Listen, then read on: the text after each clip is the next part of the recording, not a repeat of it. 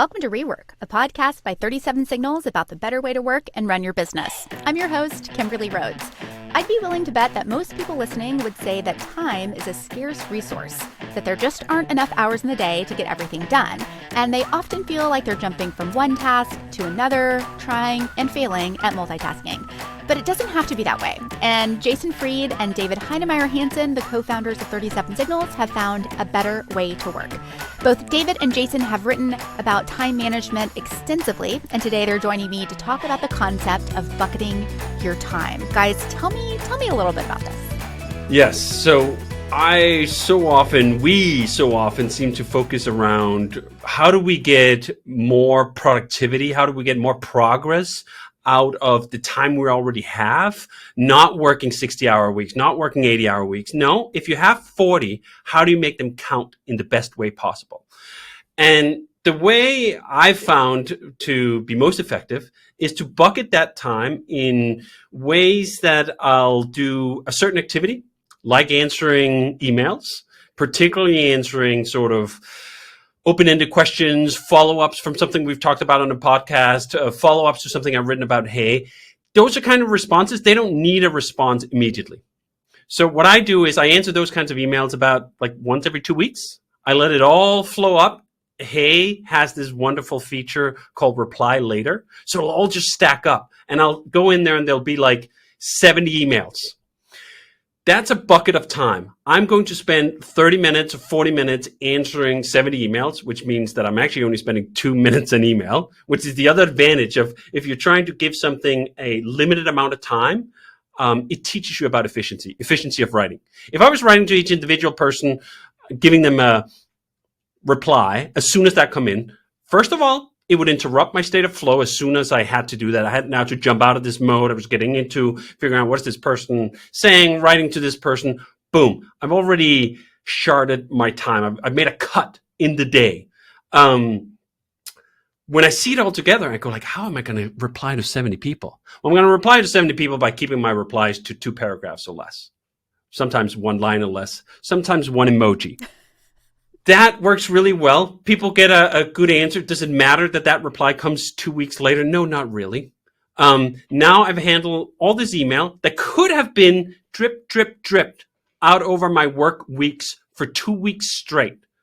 It's an incredible way to ensure that the time that's left over, the time that's not inside this bucket, counts for more. That my favorite days are the ones where I've set up these buckets that collect all the rainwater that's falling down in terms of interruptions. I don't touch them. And now there's a totally clear sky, totally clear day, nothing on the calendar. That's when I do my best work. Not about eking out more hours, about collecting all these tasks that come in that are not urgent, that are not ASAP, which is 99% of everything, and dealing with them in bulk efficiently so that I don't have to worry about them the rest of the time. Jason, are you doing something similar? Yeah, and I think sort of the key here is to figure out what's not worth doing right now, I think too, because as David said, there's all sorts of things that come up and a lot of them aren't worth doing now. So I try to always have like 1 or 2 things to do in a given day, not 9 things. It's like, what are the 1 or 2 things I want to really hammer today and get right today? And sometimes you get to bounce around with a few other people, but that's it. So people are like, do you keep to-do lists? I don't, because I have like 1 or 2 things that I want to focus on, and I want to give those things multiple hours of time uninterrupted. And then at the end of the day, I'll often just knock out some emails like David does with reply later, which is like one of the best features of Hey. It's just such a great way to say this is for later, and I'll do it all at once. So that's kind of the approach that I take too. The other thing I would say is that for me, one of the other techniques I use is I use a single laptop. I have 1 computer, so it's a 13-inch laptop. I don't have an external monitor. I don't have a second computer. So I go full screen on all my apps, and I don't multitask. I don't have a chat window open or messages open unless I have to pull something from one thing to another because there's something somewhere else that I need. But I don't do 2 things at once. And I think what happens is most people are setting themselves up to do many things at once without even thinking that they're doing many things at once. But if half of your mental energy or a quarter or whatever is always drawn to the right side of your screen or the left side of the screen because there's a list of things you need to get back to, you can't do one thing at a time. You're constantly breaking your day up, and you probably don't even realize it. You think it's just work, but it's not. So I try to go full screen and everything. That helps me just stay focused. And if I need to switch, I switch. But at least there's an effort. I mean, the effort is minor. You Command Tab, whatever. But at least it's still, it's conscious. It's like, I've got to do this versus just having this thing I can kind of dart my eye back and forth. So that's another technique that I use. I think what happens often when people let work hit them as soon as it just comes in, so all these drops are just hitting them as soon as they fall, you end up feeling really busy. Like, oh man, I have so much to do. And you'll reach the end of the week and you can't remember what you actually did. You can't remember what you actually moved forward. You did a bunch of stuff. You interacted with a bunch of people. You replied to a bunch of people. You checked in on a bunch of people or a bunch of things, perhaps. But what did you actually move forward? I find that when I'm in that mode, I'll end up on Friday and I go like, do you know what? This week sucked. That was not a good week. I don't like weeks when I can't on Friday afternoon feel a sense of satisfaction that something that truly mattered got moved down the field. Now, not all weeks, all the time have that quality to them, but it should absolutely be a goal. And you should absolutely be on guard when you feel like those weeks are just stacking up. Man, I just had 1, 2, 3 busy weeks in a row that I can't account for in terms of, hey, do you know what? 3 weeks is 120 hours of work. That's an enormous amount of time if you know how to spend it well. If you squander it, if you dot it around, it's tragic, actually. It's tragic to realize that potential, right? 120 hours in terms of solving a creative product or project, moving something forward, shipping something feature, that's a really healthy chunk of time. But you spend it on a little bit of this, a little bit of that, a little bit of nothing. I think it's a recipe for dread, for dissatisfaction with work. And I think this is the other reason why we're so focused on this notion of not just time, but attention. Jason, maybe you can expand on this, but I thought the post you wrote about why you say no to a lot of obligations that might not take a lot of time, but will steal your attention was really instructive to me for realizing, why is it that I can't say yes to someone who wants a call for 15 minutes in the middle of the day? Why does it feel like it's more than 15 minutes? Because it's not just about the time. It's about splintering the flow. It's about splintering the attention and realizing, do you know what? If I just have 1, 2, 3 of those things in a day, that day is shot. There was 8 hours of potential in that day, and I wasted it on 3 engagement of 15 minutes each. Yeah, we can put that article in the show notes. I'll get you a link to it, Kimberly.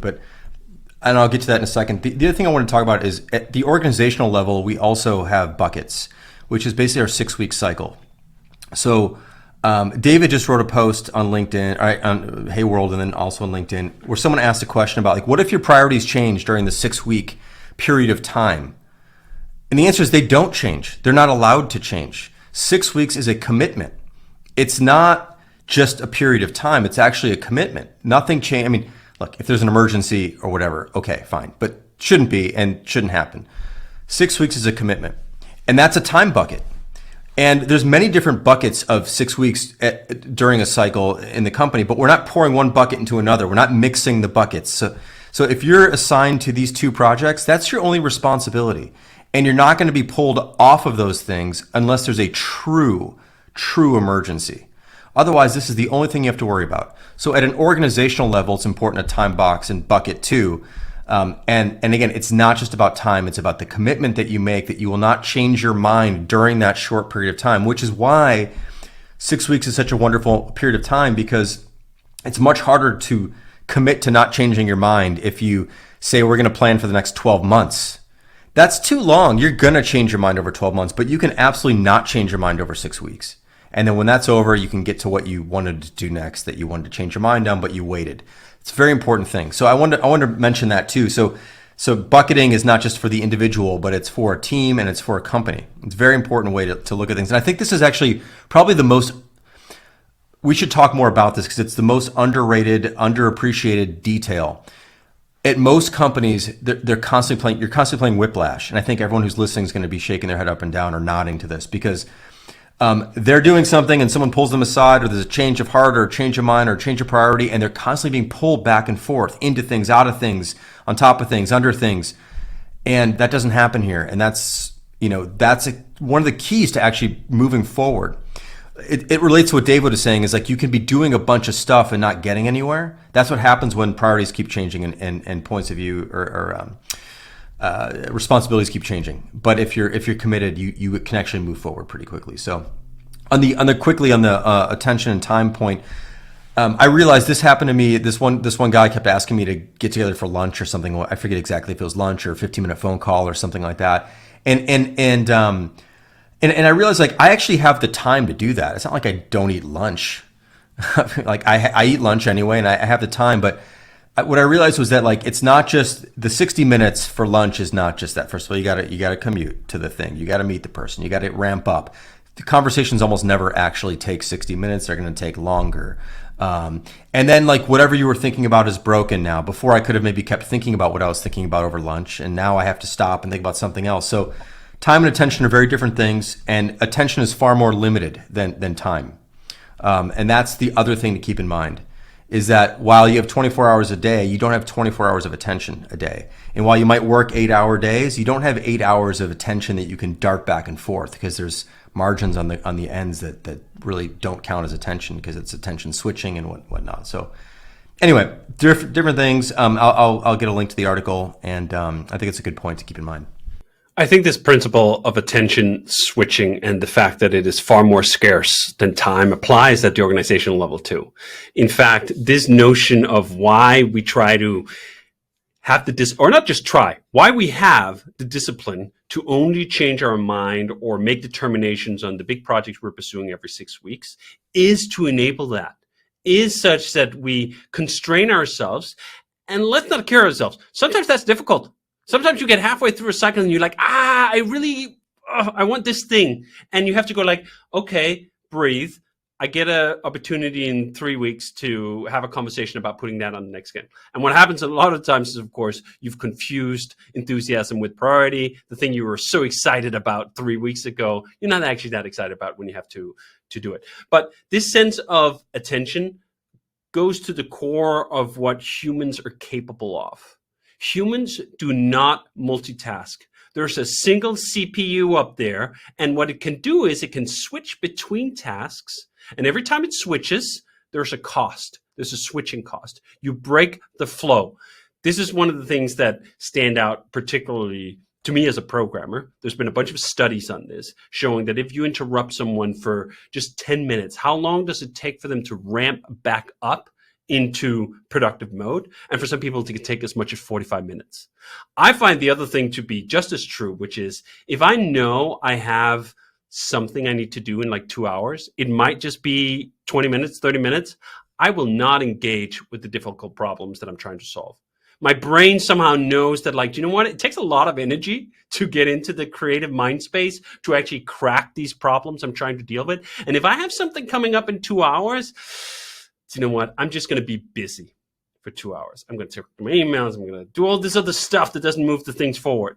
So treating your head or individually, team-wise and organizationally as this thing that's constrained by attention, not by time, not by hours in the day, but individual tasks that you need to switch back and forth, I think is a real breakthrough, and why we're able to, with such small teams, make such great progress. This is something I see all the time when I talk to people and I tell them, we have 3 programmers working on features for Basecamp. And they go like, what do you mean?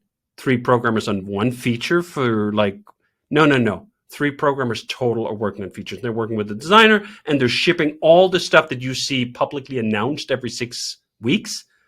And they have a difficult time even computing that. Now, there are other reasons for it too, but I do think, as Jason says, this is the most important.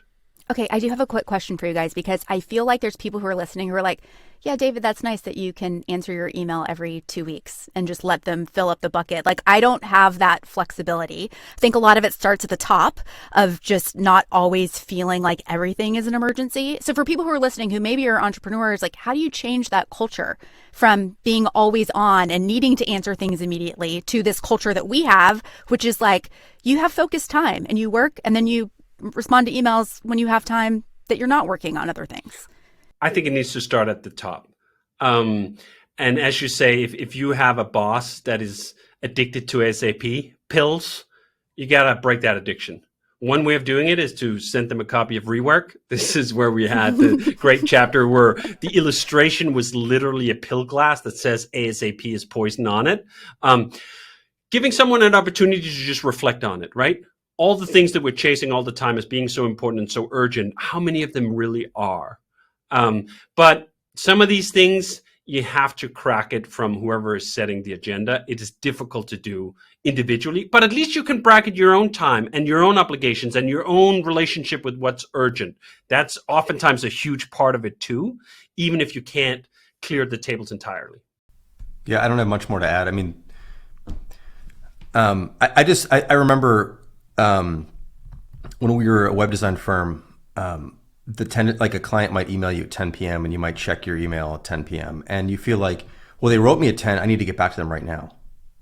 And oftentimes, like, no, you don't. You can wait till the morning. And